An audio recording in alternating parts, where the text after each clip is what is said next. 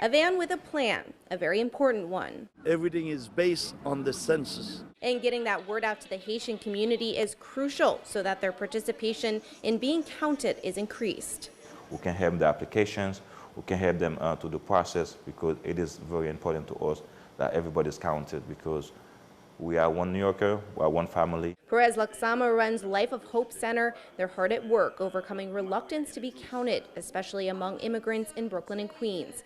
Getting special attention, the Haitian community. In the last census 10 years ago, only 30% were counted. Now the number is over 50%. Laxama says his group has contacted more than 2,000 people. As today, it's still hard for us to still get everybody involved, engaged, because they have fear, and then the COVID make it worse now. Fears immigration agents could get a hold of the information, historically rooted distrust for the government, pandemic quarantining, and fears over the government and landlords knowing how many people are living in one home have all prevented people from signing up for the census. The second group working on this, Haitian Americans United for Progress, says it's also a lack of understanding, which is what these groups are trying to fix by speaking one-on-one.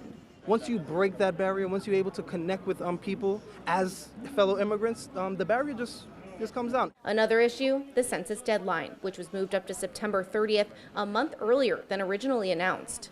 Volunteer Harold Dosk explains despite the issues, representation is vital.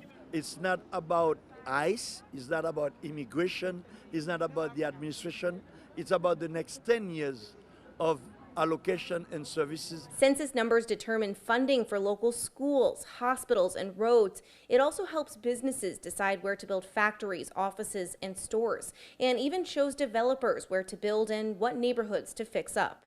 But everybody needs to be counted for the census in order to have better services, better allocation in our state and our city, and to serve the people.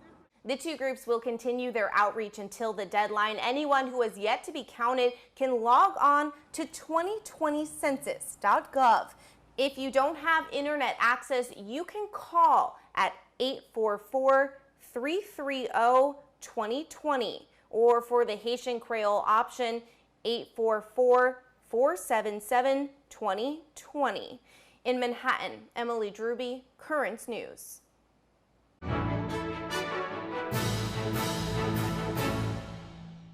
If you're watching Currents News on YouTube, be sure to hit the subscribe button and then click on the bell to get instant updates about all of our newest content, because we are putting your faith in the news.